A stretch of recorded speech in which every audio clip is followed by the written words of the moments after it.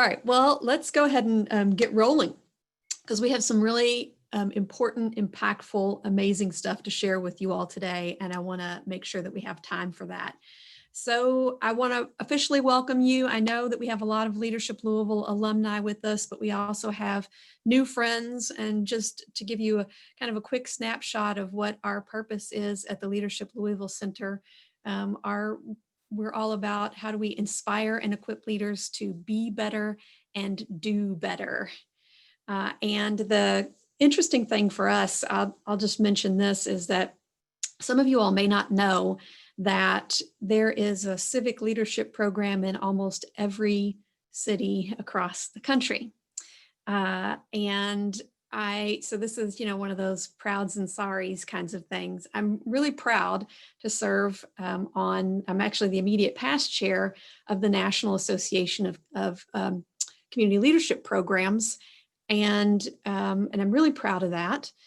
I am really proud that a lot of our colleagues across the country are doing really important work to lean into some difficult conversations in communities, not just in Louisville, but all across our country. I will say I have a little bit of a sorry in that some of our colleagues across the country kind of operate more in a cheerleader fashion, right? They operate as, let's look at all the wonderful, amazing things that are going on in our community.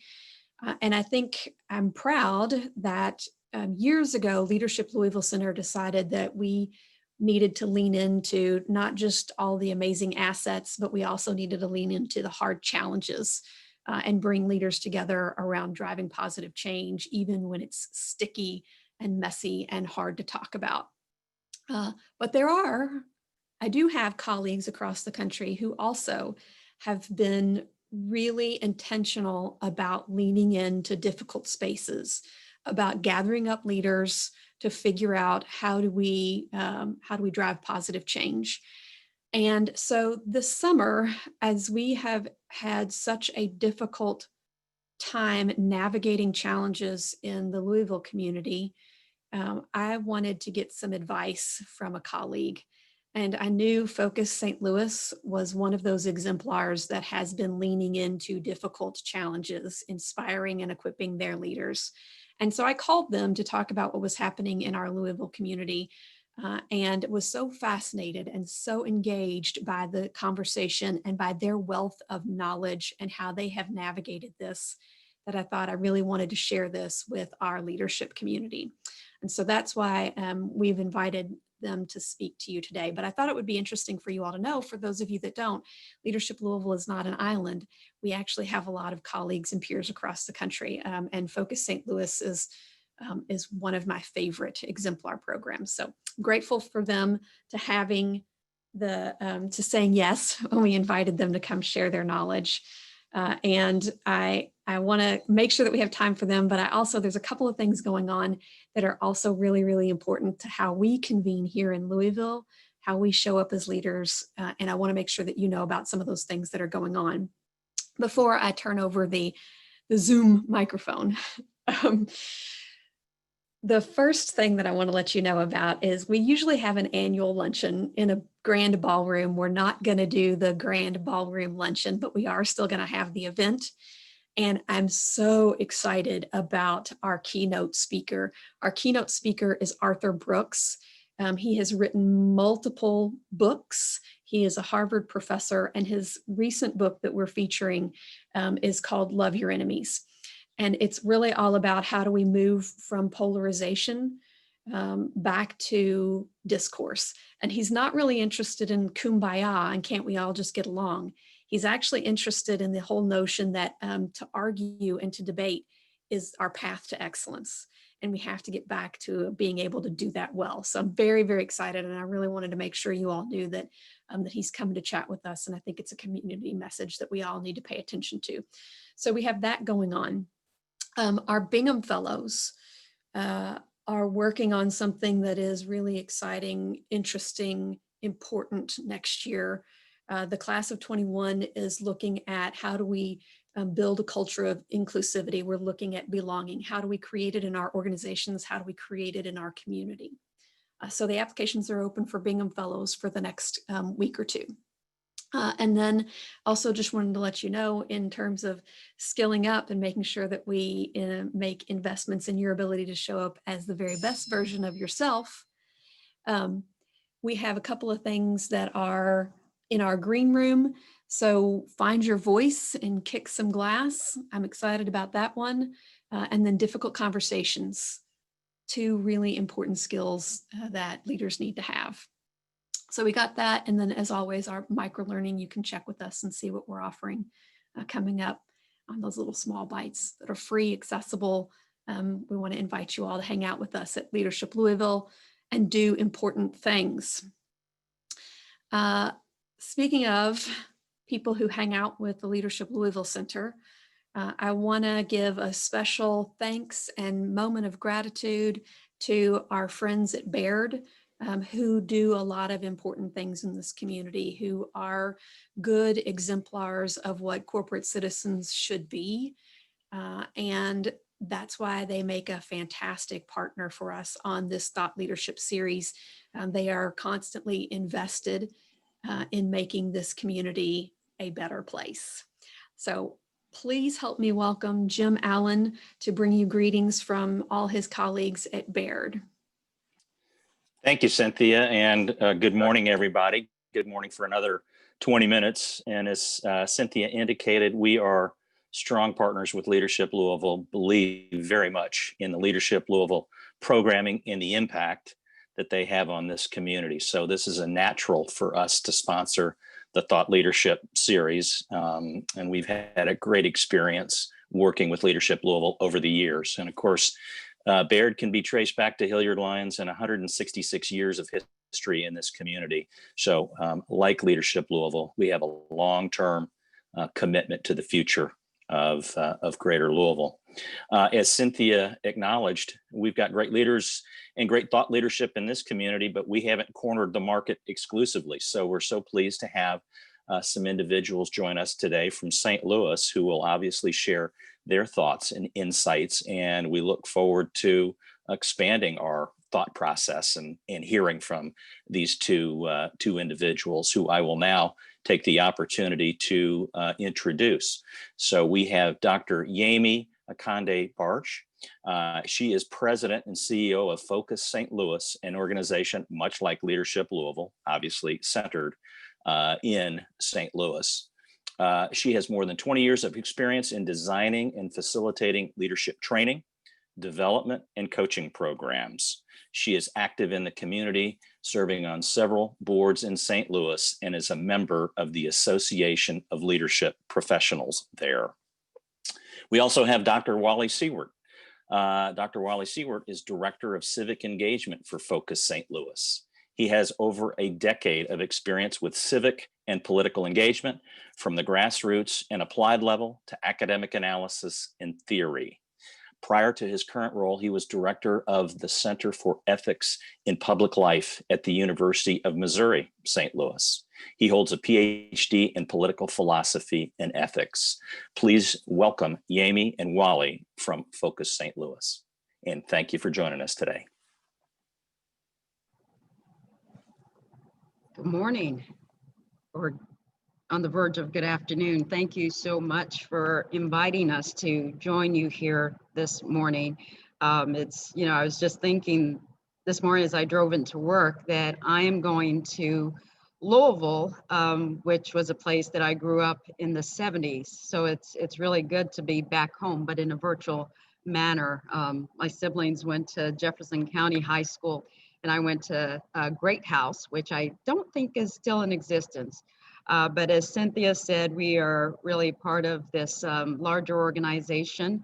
There are about 250 similar organizations nationwide that are just digging in and figuring out how to do work for the greater good.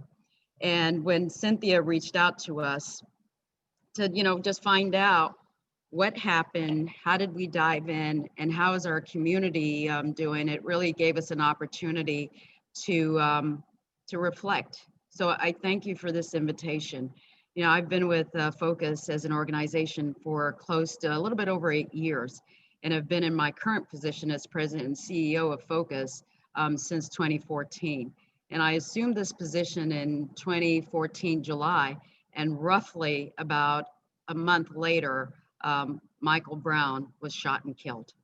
And therein began my true journey of really starting to assess what we can do as a community to move past a lot of our issues and challenges. You know, when my husband and I moved here then 8 years ago, I remember attending a session and they were talking about the Del Mar divide and they were talking about segregation in St. Louis. And at that point, St. Louis was number 3 nationwide. And you could feel the passion of the people and the frustration. And they turned to me and asked, Yemi, do you have anything to add? And I said, well, let's see. In the past 10 years, I have lived in, at that point in time, the number 1 city in terms of racial segregation, and that was Chicago. And I've since moved on and lived in Cleveland, Ohio for another 10 years, which at that point was second in terms of segregation. And I said, it seems kind of a natural progression that I have now moved on to the city of St. Louis, which at that time was the 3rd segregated metropolitan city in the US. But I started to think about the culmination of my experiences in all of those cities and started to think along the lines of what can we do to move the needle? We know that St. Louis has had a painful legacy around segregation. If any of you have read Walter Johnson's recent book on the broken heart of America, it talks about St. Louis's violent history and the significant differences that have served as markers or demarcation in terms of our racial history. It also has been a city that has had entrenched patterns of residential segregation. We've seen the consequence of systemic racism, and this has further encompassed our economic performance in the entire region. And when Michael Brown was shot and killed, the first thing that came to mind is how do we bring a community of people together? We knew that people were hurting. We knew that people felt that, is there really hope for us? And so Focus in its history has issued a couple of reports that really looked at systemic racism and looked at what are some of the underlying causes of that. And we decided as an organization that we would bring together a panel of leaders that have been working in those arenas and to share with us what their vision is for the future. And we looked in our alumni database and selected about 10 leaders to come to that evening of let's take a second look, or perhaps a third look, of how can we move the needle forward. And it was a dream session. It was a session in which people said, you know, we would like for once in the history of St. Louis to be number 1 in some arenas. And coincidentally, people asked me whether I had a crystal ball, but half of our speakers the next day were named to serve on the Ferguson Commission. And so therein began the journey of how do you meet people where they are? What does change look like? What are some of the conversations that you need to have? And I have to be honest, some of those conversations, actually many of those conversations were difficult. They were difficult because people felt that, why should I weigh in when there hasn't been change? But we kept on at it. We met people where they are. We had different subject matter experts, not just locally, but nationally, help us figure it out. And we looked to the commissioners of the Ferguson Commission to help us create what a pathway for the future looks like for the region. And what ensued as a result of that was what I call, or a dear friend of mine, Rebecca Bennett, actually turned me on to this word, and it is collaboration. What can happen when a community moves from talk to action? And we've seen glimmers of hope that have happened as a result of that. And within the context of the work that Focus does, it's not just about us, it's about everyone in this region. And that's how we've moved forward. Even in our programs, we've sought to bring Wally in, who will talk about the importance of people level setting and really doing a deep dive about what their values are and how they can better understand each other in order to move the region forward. And I'm proud to say that over the course of time, since 2014, we have seen a lot of those collaborative ventures that you'll be hearing more of, because I believe that it's certainly going to put St. Louis on the map beyond how we've generally been known. And we've fostered an atmosphere of civic dialogue and community organizing. And when they shared with us, when Cynthia and her team shared with us this morning, how many people were registered, I said a round of applause to the people of Louisville, Kentucky for stepping up, for trying to figure out where they can plug in and how they can be part of the change in moving your community. And I want to say our community forward. So without much further ado, I'm going to pivot to my colleague, Wally Siewert, who is one of the best colleagues to have in St. Louis. And I always tell the funny story is when I knew that I was seeking a director of civic engagement, I called Wally up and said, let's just check in. It's been a minute since you and I touched base. And I said to him at that coffee, I said, Wally, I'm seeking to recruit a director of civic engagement. Do you have anyone in mind? And he thought about it and thought about it. And a minute, 2 minutes went by. And I kind of knew I'd gotten him at that point because he didn't just rattle off names. He said, can I call you back in 24 hours? And I said, absolutely.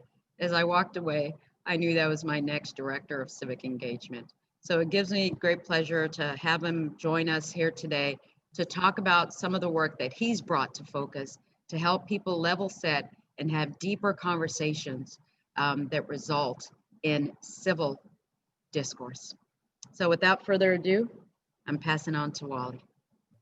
Thanks, Yemi. I appreciate it. It's been an honor and a privilege, as I like to say, to serve under you and do this work. So thank you for the opportunity, and thank you, Leadership Louisville, for the invitation. So I want to, since where we're going to get to today is the particularly touchy subject of race, policing, political controversy, I want to bring myself into the room on that subject for just a moment before we get going. My backgrounds in terms of doing this work come from kind of dichotomies. My background in political work, on the one hand, I spent 4 years doing grassroots political organizing. I've knocked on over 150,000 doors across the country on grassroots political campaigns. On the other hand, I spent 5 years studying the abstract notion of justice and what is the nature of a just society. And interestingly, I find that the street level of politics and the ivory tower level of politics speak to each other really well, in the sense of what are the basic normative and moral considerations that motivate people in all of those spaces. So the presentation you're about to see is kind of a product of bringing those things together. On policing, I have worked with police officers here in the city. I have taught at the St. Louis County Police Leadership Academy. I know many police officers and the difficulties and trials of that job. I have also been a part of a number of protests. I've sat down on the highway and stopped traffic after the non-indictment of Officer Stockley in another case here in the Ferguson area, or the St. Louis area. I have helped plan openly planned and permitted protests, and I've helped plan non-openly planned and unpermitted protests. So I exist in all of these spaces, and I hope to bring some useful perspective to you on that today. In order to do that, I'm not just going to talk at you the entire time. We're actually going to be doing some direct audience polling in order to get some feedback from you and kind of hold a mirror up to the audience in terms of your moral intuitions around these issues. So I want to say a few things about the polls. Number one, the polls are anonymous, so no one will ever know how you answered. Number two, there is no one single right answer on these polls. This is not a quiz. This is about probing your moral intuitions. So please give me the most accurate answer on the screen that reflects your feelings, and please don't give me the answer you think the political ethicist wants. And the final thing that I want to say before I get started is I want to echo something that's been said already a little bit, which is if you want to move forward through all of these issues as a city, that is going to involve change, and that change is going to involve pain.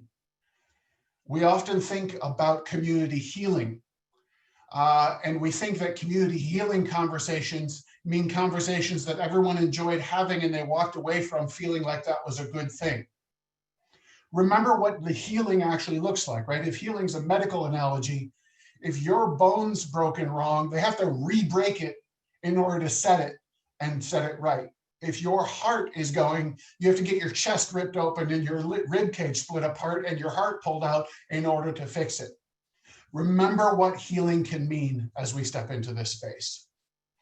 So with that, we're going to end up talking about policing and protesting. But before we get there, we have some background work to do.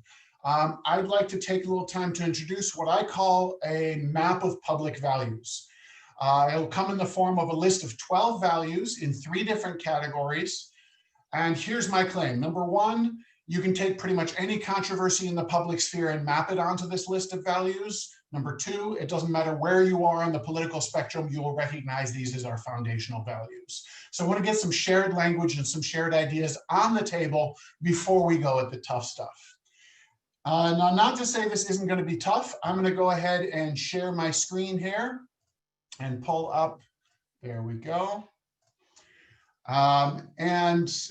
Pull up our first polling question. We're going to start right in with a case. In this case in particular, I actually want to give a bit of a disclaimer. This one is difficult. It's a heartstring puller. If this brings up difficult questions or issues or memories for you, feel free to step away. Feel free not to answer. But I want to jump right into the kind of really hard kind of conflicts that we can talk about. So this is a photograph of the front of Memorial Medical Center in the 7th Ward of New Orleans in August of 2005. And this is it just a few days later after the passing of Hurricane Katrina. Now, if you remember, Hurricane Katrina was one of those slow-moving tragedies, right? On kind of Sunday and Monday, the storm blew through and we had all the rain, the wind, the excitement, and that kind of passed. And people started to breathe a sigh of relief, not yet realizing that the levees had broken and that the city was slowly filling up with water. Well, the 7th Ward of New Orleans, where this hospital sits, is both one of the lowest lying wards in New Orleans. It's one of the poorest wards in New Orleans, and it's one of the wards with the highest percentage of African-American residents in New Orleans, right? This is not a coincidence.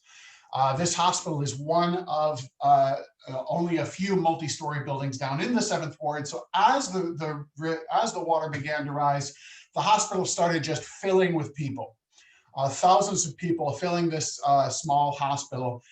And if you remember, what happened next was, we're talking 4 to 5 days of this hospital being essentially out of communication with the outside world. They went from emergency operations, which is where they started. They'd already emptied the hospital of a lot of ambulatory patients, a lot of people that didn't need to be there. But they went from there during this few days, they went from there to triage, right? That's when things get really bad and you prioritize the worst cases first, hoping you can help them. But I want you in this short amount of time today to try to think your way into the desperation of the situation as we started getting toward the end of the week. Folks inside the hospital had been fleeing in random ways. Here we have a picture of just private airboats showing up in front of the hospital and people hopping on out of the hospital windows. There was no organized way of rescuing folks. And inside the hospital, imagine a hospital, we're up on the 7th floor. You have patients that are 300+ pounds, unconscious. There are no elevators. The emergency stairwell is pitch black because the emergency power is gone, and the emergency stairwell is also filled with human feces and urine because the toilets haven't been working for about 5 days, and that's the only private space in the hospital. It's 105 degrees. These patients are being hand pumped to breathe. They're being hand pumped liquids into their body. They're not being turned. They're developing massive bed sores. This on the 7th floor of this hospital. This is particularly dangerous for these patients, as this is a special care unit for long-term senior citizens with chronic conditions. These are folks with multiple chronic conditions already that are now facing these extra challenges. By Thursday night, they're into this for days now. No more contact from the outside world. There's no more rescues coming. There's no more helicopters coming. There's no more police showing up. The only police that show up come into the hospital and tell everyone that they must leave. The police require them to evacuate because they no longer have the police forces to protect them. And they're starting to hear gunshots. They're starting to hear lawlessness around the hospital. And of course, they're sitting on a huge pile of pharmaceuticals. So at this point, most of the patients that they could remove, most of the folks that they could remove are gone. Who's left in the hospital is an absolute skeleton staff of medical care professionals who have stayed this entire time and who are taking care of patients under the absolute worst possible conditions with to everything that they believe, absolutely no prospect of evacuation for these patients. If you look at a close-up of this poor gentleman, scrawled on his chest is the number 3. That is their version of a medical record at this point, because medical records are out the window, right? And the 3 means that this is one of their worst case scenarios when they talk about reverse triage. This is someone who has relatively little chance of even surviving an evacuation attempt, even if it came, and they have no reason to believe an evacuation attempt is coming. So by Thursday evening, this is actually a picture of a Coast Guard helicopter, showed up a couple of times early on in the week and then stopped coming. But the crazy thing about this is if this picture on the right, if you'll notice that the helicopter, while they're loading in a patient, the helicopter's rotors are turning because no one is even sure that the parking structure will support a vehicle of its weight. So they're trying to keep the weight of the helicopter off of the structure while they're loading patients to make sure it doesn't all collapse out from underneath them. This is the level of desperation we're talking about. So by Thursday night, when the police come in and tell everyone that they must evacuate by public order, Dr. Anna Poe, who was one of the last presiding physicians, has some difficult choices to make.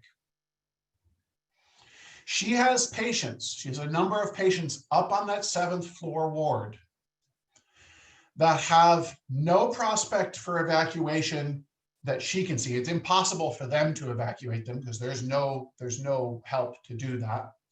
And very little chance of surviving an evacuation, even if it miraculously showed up after everyone else left and found them.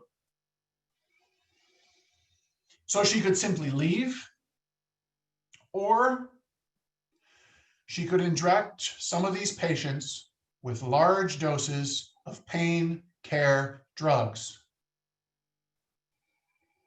knowing that it's possible that those drugs might not only relieve their pain, but also suppress the breathing instinct and the heartbeat.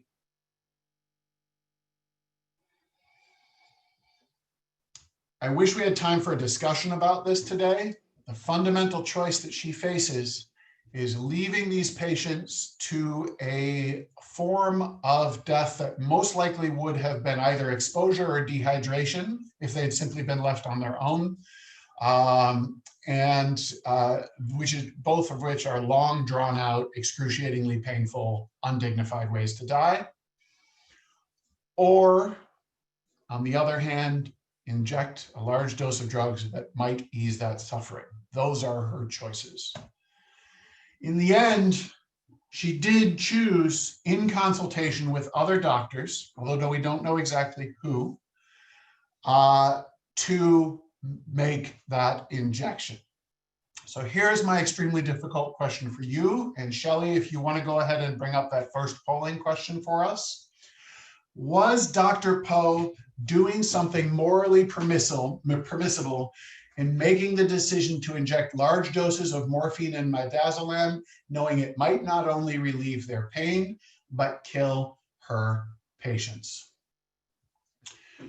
While we're answering this question, I know this is a really difficult question, and this is not about there being a right answer or a wrong answer. This is really about plumbing your moral intuitions. But if anyone has a couple of quick questions about the situation that you might want to ask before you answer this question, I'm going to give you just a minute or two to do that. Feel free to stick it in the chat or ask. I don't know if we're asking out loud. Otherwise, I'm going to give you about 60 more seconds to answer that extremely difficult question.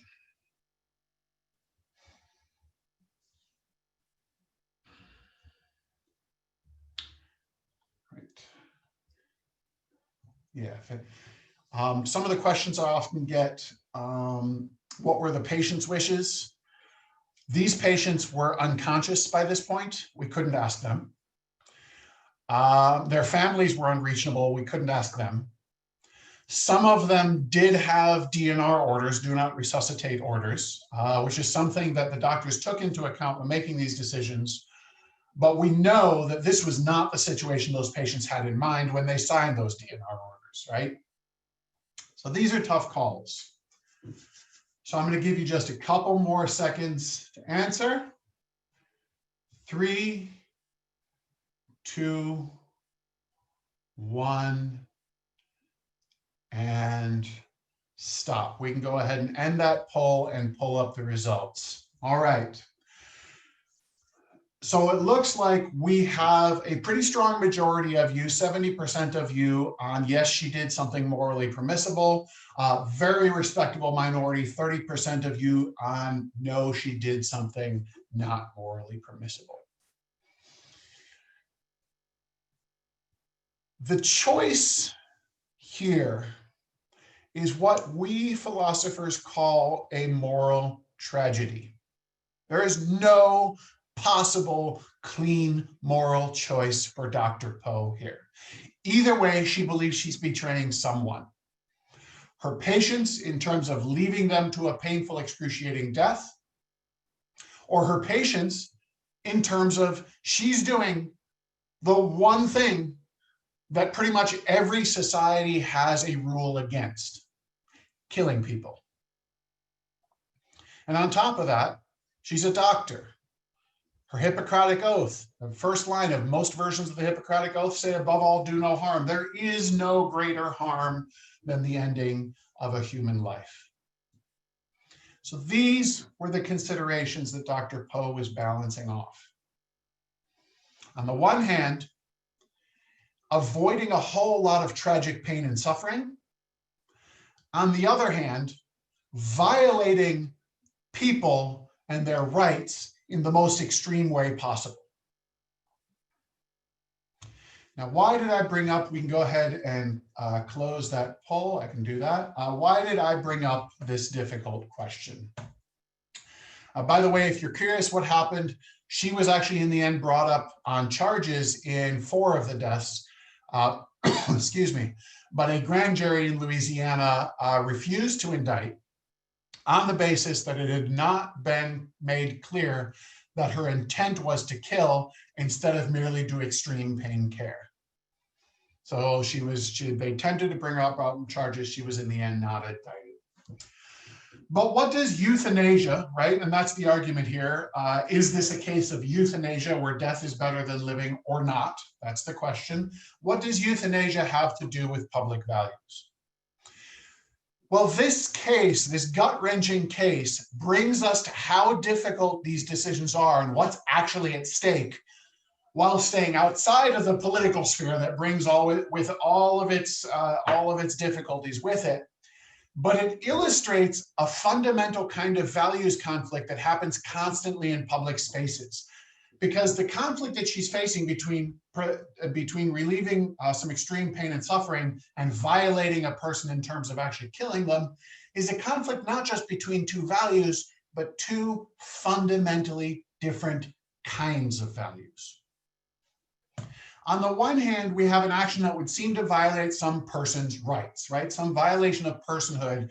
I inject you with something without your consent, that means you're going to die, or may mean you're going to die, right? That's on the one hand.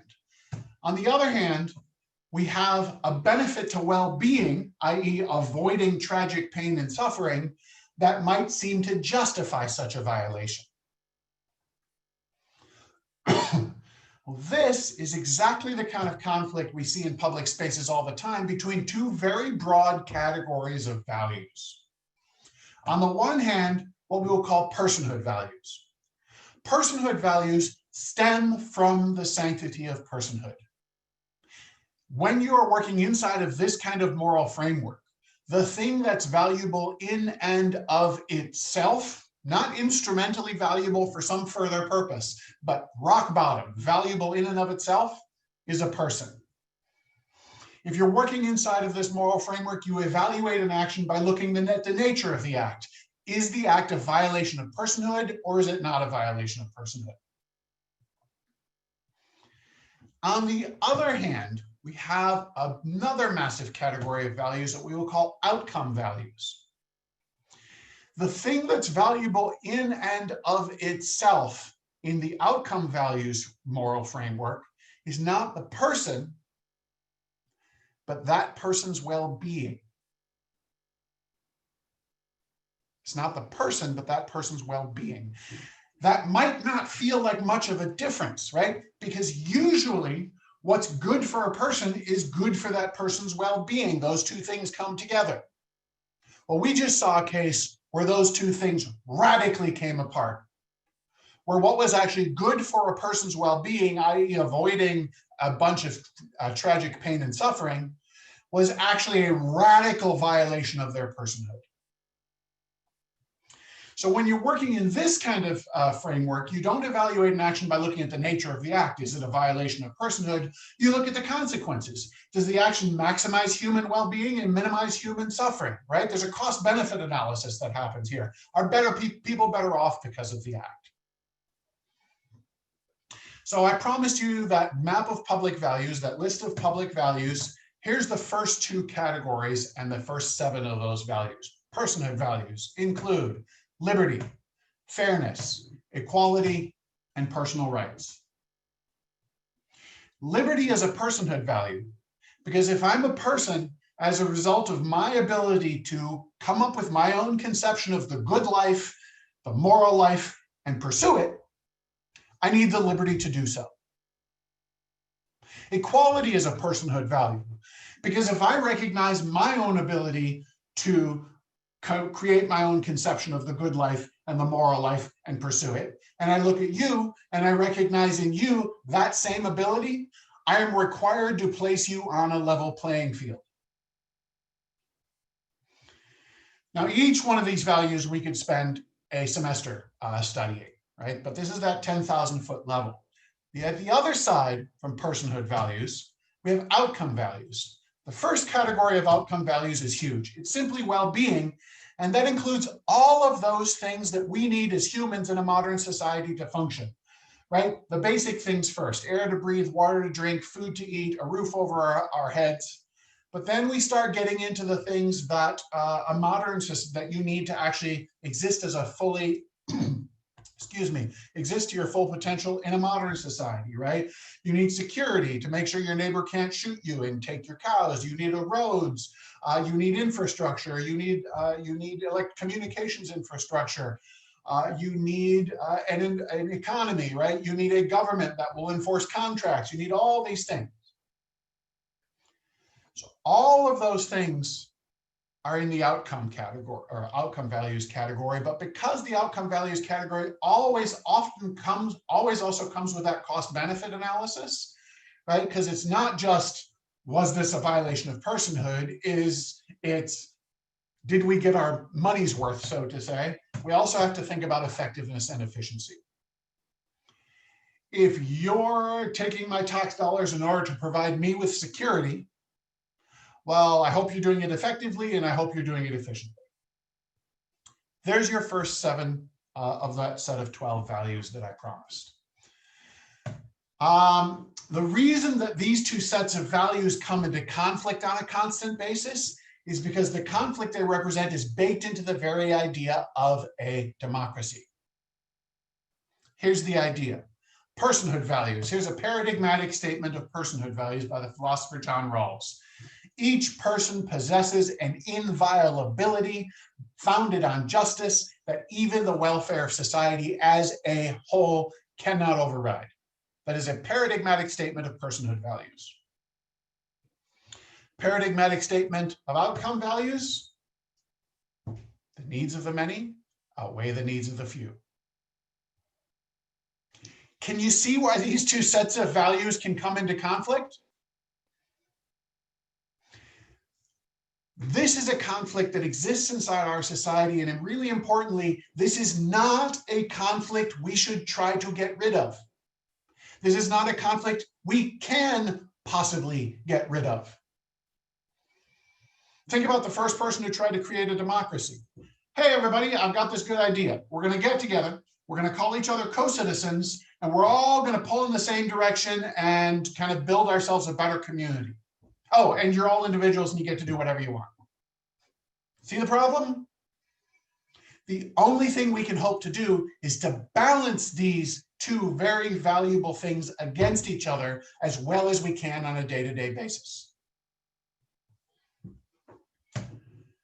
Another point about this division between values frameworks. The moment I bring up 2 values frameworks, everybody instantly wants to start dividing it along Democrats and Republicans. That does not work in this case, right? Personhood values include private property rights, and they include civil rights. They include gun rights, they include privacy rights. Outcome values include economic development and healthcare, and safety and security, and environmental issues, and education.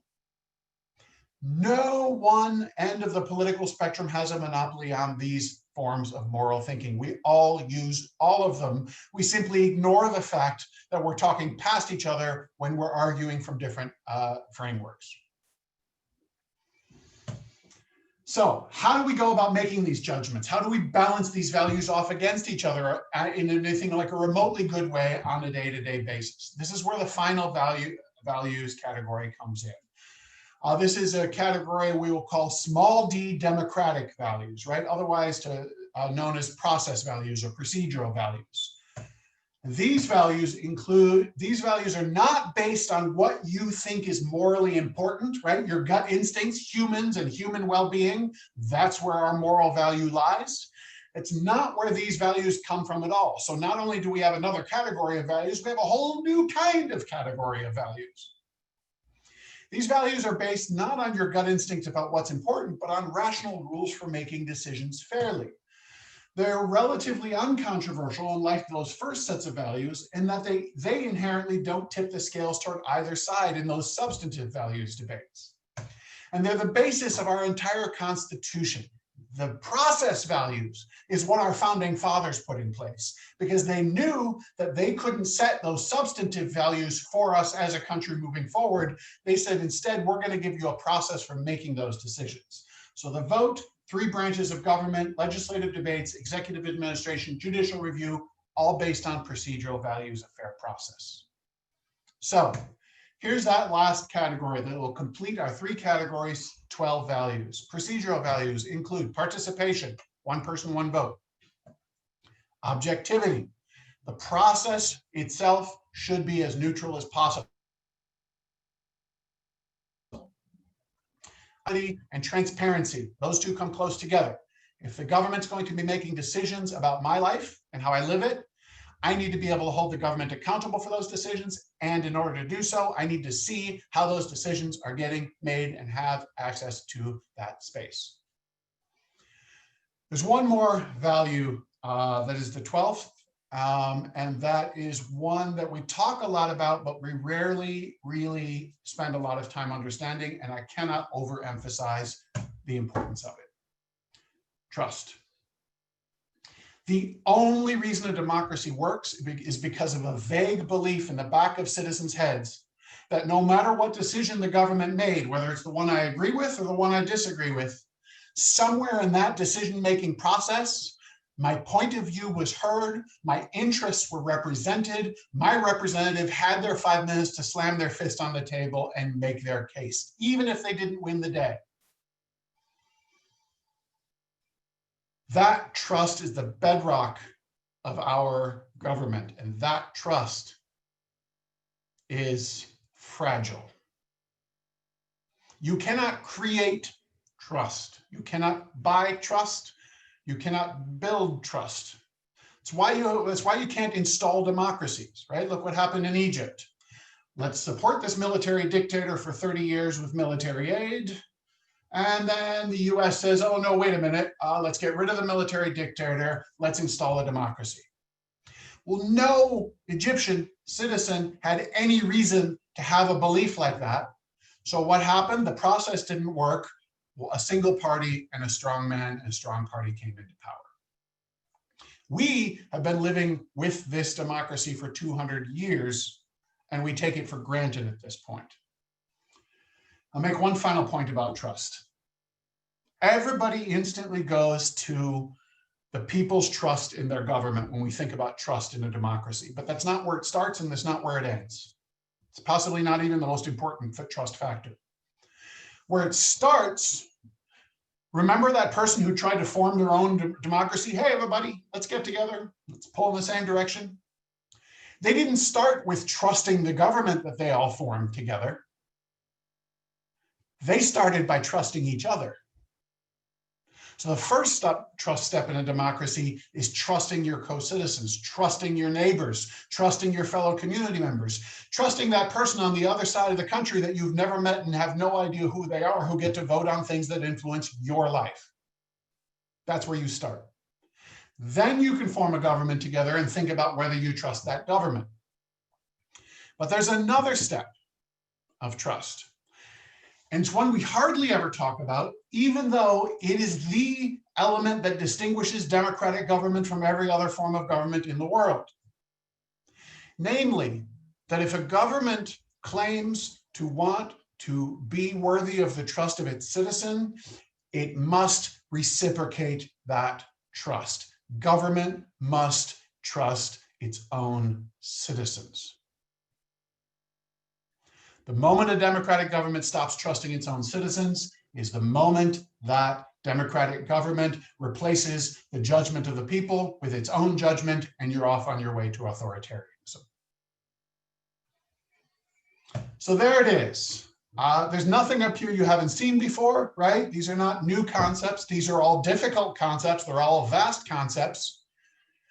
And this is not a perfect map, right? But I like to think of this as a rough rule of thumb guide.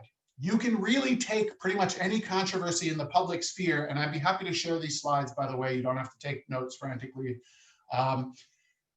You can take any controversy in the public sphere virtually and map it out onto this list of values. And that doesn't tell you how to decide, but it lets you start to tease apart the moral strings that are involved. Okay, so I am going to skip this in the interest of time right now and move on to the next little element here, which is, now that we've established what those public values are that we're all accountable to each other in terms of the community that we build, right? This is about how we design institutions. This is about how we create public policy. Let's talk about each person's individual moral obligation when it comes to those public values. And for that, I've got another case here. This is a case of the Detroit Executive Protection Unit.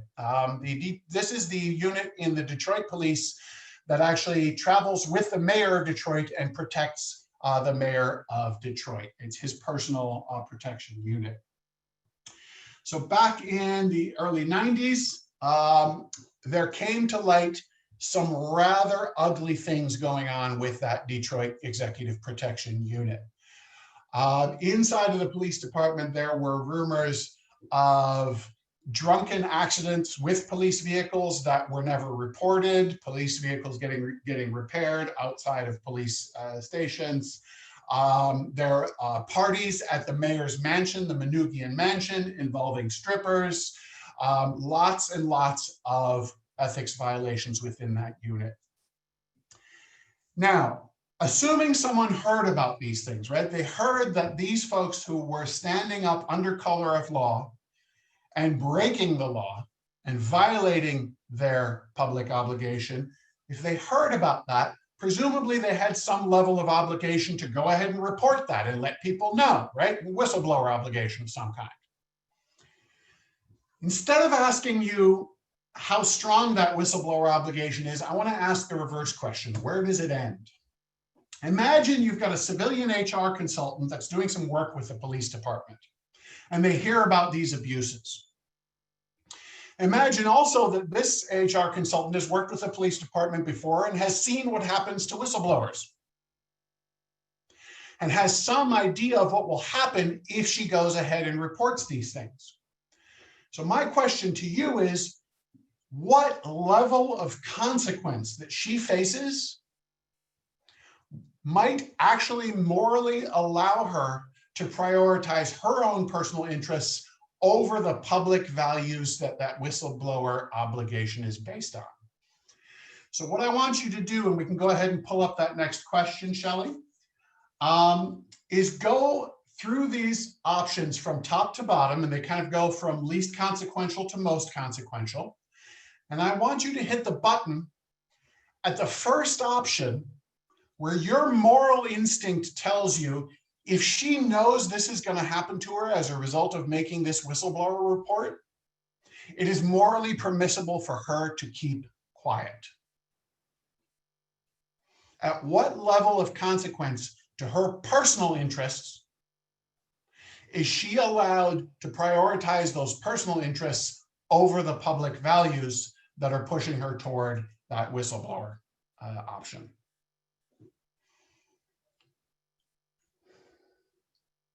Okay, give you a few more seconds to answer here.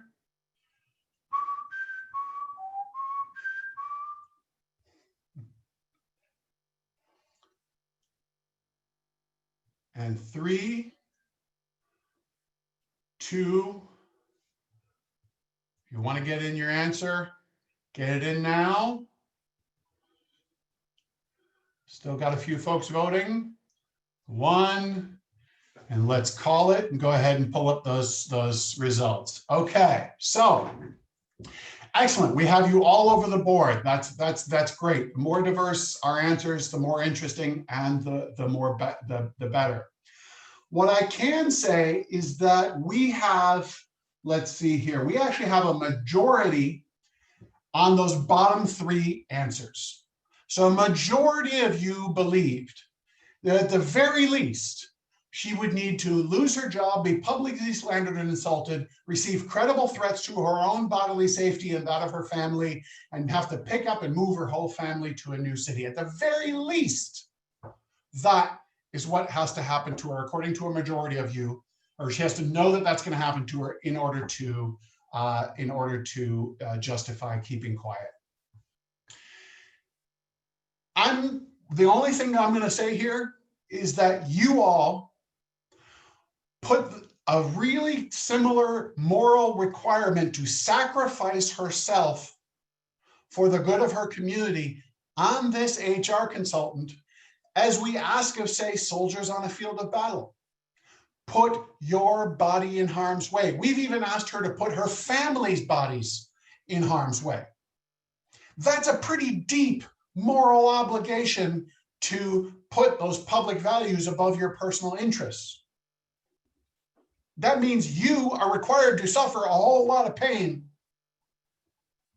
in order to protect and preserve those public values. I didn't say that. I didn't come in here and tell you that. These are your answers. All right, so we've got a baseline set here in terms of what are the values that we're balancing off against each other when we think about controversial political issues. And I'm going to go ahead and close this poll out. So what I want to do for the last section here is I want to try to bring this framework, which can often take an 8-hour workshop to introduce, by the way. So if you're feeling a bit of whiplash, understandable. But I want to bring this into this space of policing, race, and protest. So here's another poll for you. Let's go ahead and pull up the next poll. You wake up in the morning, you come down, you pull up your news browser, you open your newspaper, whatever your personal medium is, and you see a headline. It says, "Young black man shot by police." What's your first gut reaction? I'm not asking you what your action should be. I'm not asking you what you think other people's reaction is. What is your first gut reaction? Do you expect the officer was probably justified? Do you give the officer a benefit of a doubt but want to know more? Do you stay absolutely neutral until you know more? Do you give the young black man a benefit of a doubt but want to know more? Or do you expect the officer was probably not justified in using lethal force? A few more seconds to answer this one.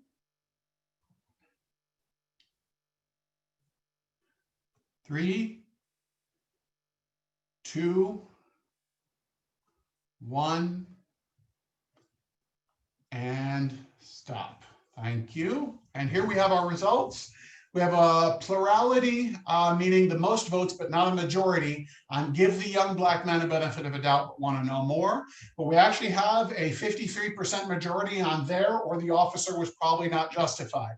So this is an audience with a pretty powerful level of skepticism toward that headline and toward the police action there. Now, I told you that there was really not one single right answer on these polls.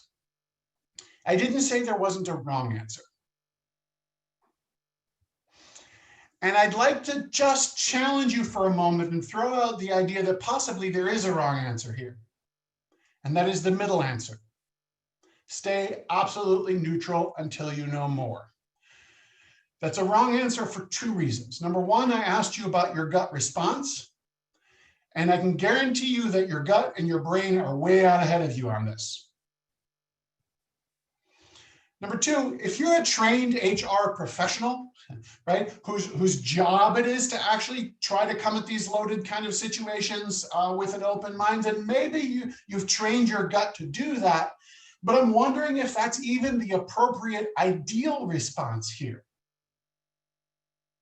We have 200 plus years of history to look at and go on in this country when it comes to seeing these situations. Ignoring that history is maybe just as bad, and pretending like we're starting from a blank slate every single time is maybe just as bad as ignoring new evidence as it comes to light if it doesn't agree with your position. So I want to challenge you on that. So if we look at the history, of policing, I'm going to close out this poll. If we look at the history of policing, which direction should that history push us? Well, the truth is, of course, that there's more than one history of policing. The slide I'm showing here is a slide that I opened up with. We did a civic conversation. This was just, I think actually just a couple of years after Michael Brown. This was while some other protests were going on in town.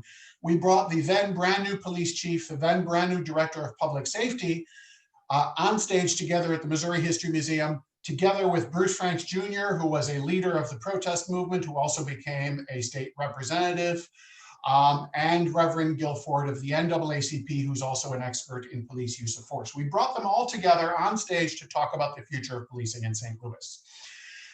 And before they were allowed to talk, as moderator, I set the table for them.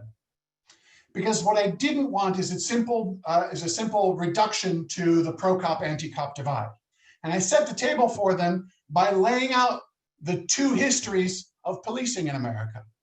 The first history is one that we are all familiar with, right? Because it's on TV, it's on billboards, it's everywhere. And that is a history of service and protection. I'm going to look at my notes here a little bit because there's some language here I want to get right.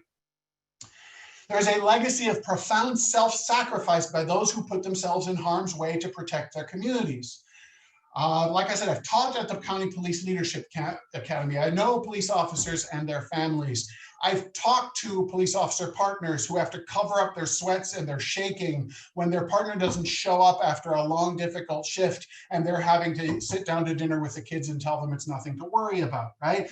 The police officers have an incredibly difficult job, an incredibly thin support system to do it, and an incredibly small amount of remuneration that they get for it. They deserve our gratitude for this. There is also another history, and it's an origin story. Policing in America was born in the form of slave and Indian watches.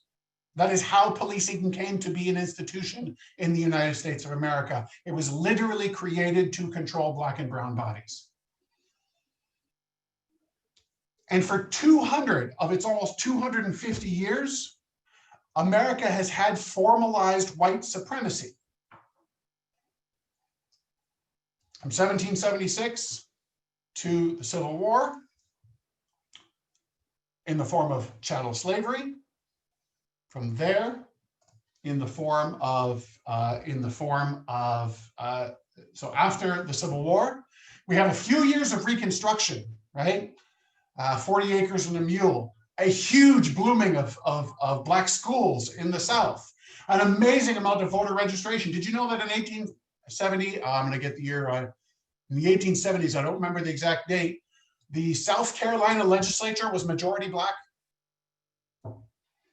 It took a few years for white supremacy to figure out its new way of existing in the country. And that, of course, was Jim Crow segregation, which we ended up with for another roughly 100 years. All right, I'm going to need to pull through a couple of, there we go.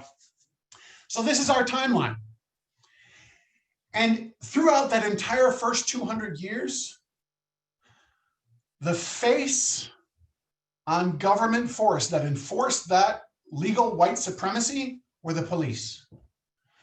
They were the finger on the trigger, the hand on the whip, the leash on the dog, the machine behind the water cannon.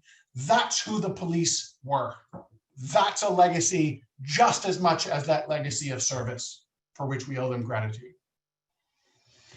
So Jim Crow segregation ended in the 1960s with the civil rights movement. We no longer have legalized white supremacy in America. What do we have now? Racism's gone. We're good. I can't answer that question in this short time, but I want to show you one graph that might suggest an answer. No, this is not a COVID graph. This is a graph of the number of people in US state and federal prison in America, 1925 through 2014. If you look, can you see my cursor? Give me a thumbs up. Okay. If you look, in 1925, we had roughly 100,000 people in jails. Between 1925 and 1970, the American population roughly doubled, and we ended up with double the amount of people in prisons and jails. Between 1970 and 2014, the American population has not yet doubled. So if this trend had continued, we would have ended up somewhere under the 400,000 mark. Instead, we are here. This is why many scholars call this the era of mass incarceration. And if you are Black and you are a male, you are 6 times more likely to end up in prison than anyone else. So in addition to that legacy of service, which we keep on the table, it's right there. There's this other legacy. And both of these legacies exist inside of the same institutions. They exist inside the same rules. They exist inside the same people at the same time. So as we end here, what I'm going to do is throw out just a few more thought-provoking questions instead of continuing to just talk. Especially as a city that is facing up to some pretty powerful protest movements. Just want to throw out some, having this framework, I want to throw out a few questions. As a hypothetical, if you can, absent yourself from the current situation for a moment. Imagine a citizen, any citizen anywhere in any country, had good reason to believe that some members of the criminal justice system were giving false testimony, imprisoning community members who didn't deserve it, beating and seriously injuring community members who were no threat, posting gleefully on social media about violence and harm done to those community members, and unjustifiably killing community members. Just imagine if someone in the community had good reason to believe that some people in the criminal justice system were doing these things. Let's bring up the next polling question. Here's my question for you. Presumably, just like our HR consultant in the police department, these folks have a whistleblower obligation, right? It's their obligation to bring this to light. So same question, or a similar question. What is the nature of this citizen's obligation? Are they obligated to act in a whistleblower fashion to bring this to light? Not at all. That would be the first answer. Are they only obligated to act as long as there's no unintended but foreseeable consequences to their acting? Are they obligated to act even if it creates discomfort and inconvenience for themselves and their community? Are they obligated to act even if it presents a small risk of damage to property and businesses in their community? Are they obligated to act even if it presents a small risk of harm to themselves and other community members? How high does this obligation to act go?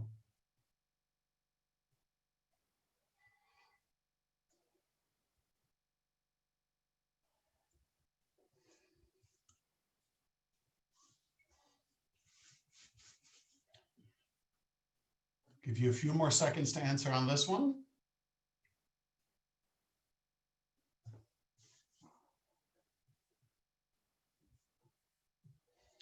Three, 2, 1, and stop. And so what we're looking at here is we have almost a majority. We've got 43% of you on the absolute highest level here, saying they're obligated to act even if it presents a small risk of harm to themselves and other community members. So according to all of you, it's not the protesters' right to be out there, provided they meet this description, right? They have good reason to believe that these things are going on inside of the criminal justice system.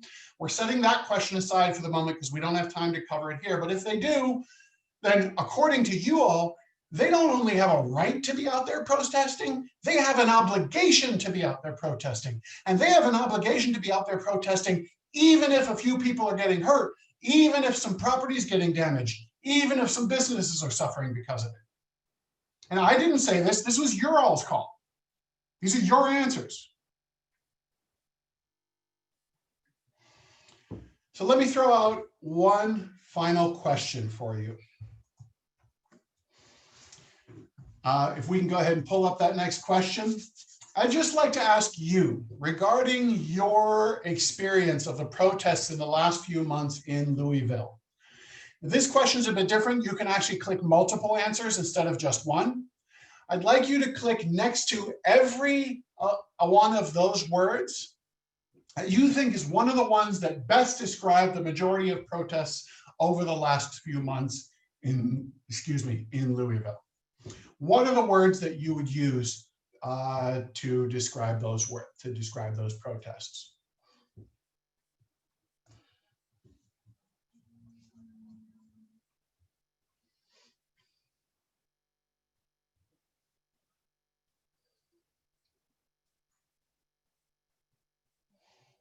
Okay.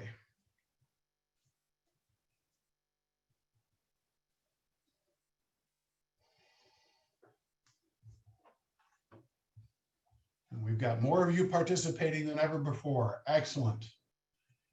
If you want to get your answer and get it in now. 3, 2, 1. And we can end the polling and bring up the results. So A majority of you were hitting, the interesting part is we have majorities on lots of these words, right? Because you were able to choose several of them. So we've got majorities on peaceful, nonviolent, on civil unrest, and on civil unrest. We almost have a majority on civil disobedience. Got 16% on looting, 22% on destructive, 16% on violent, 12% on riot. Now, I've got pretty much no time anymore, unfortunately, but hopefully these are thought-provoking questions. But I want to make one point about two of these answers that got a majority that we hear on the news all the time. I want to make the following point.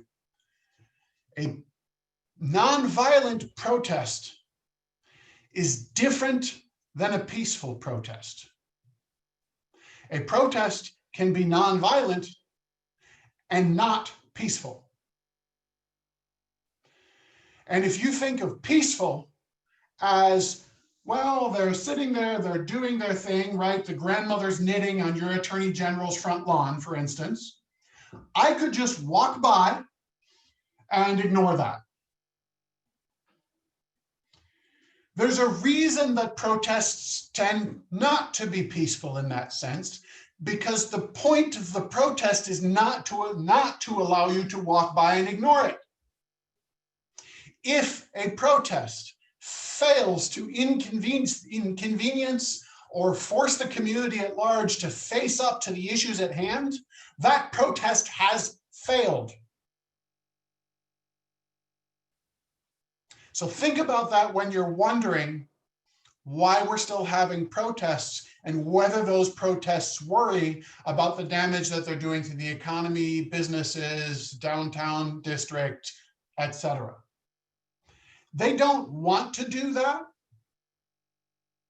but they are also, according to you, under a really powerful moral obligation to do that. So keep that in mind as you're watching the news. Keep these things, keep in mind the fact that the 24-hour news cycle means they have to spout words all day long. Watch for the words they're using. Be careful about how you think about these things. I appreciate your attention. And with that, I'm going to wrap it up.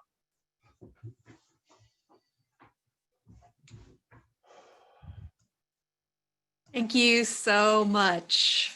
I thoroughly enjoyed every moment of the challenge and the different thinking. As I mentioned in my intro, we're big fans of Focus St. Louis, and Yemi, you and your leadership and how you all have leaned into some difficult things in your community. And Wally, you were fantastic. So I definitely would love to figure out how we can bring you back into the Louisville community so we can learn more about how we move forward together. So thank you so much. Can't tell you how grateful we are. For those of you that are still with us, this was on Facebook. And if you were listening to this and thought there's someone else that absolutely needs to hear this, feel free to tag them in the Facebook feed so they can participate after the fact. They can absorb all this great information. Until next time, we're working on how to continue to bring you interesting, enlightening, important topics right to a Zoom inbox near you. So stay tuned for the next time you can hang out with us. Grateful for your time. Thank you.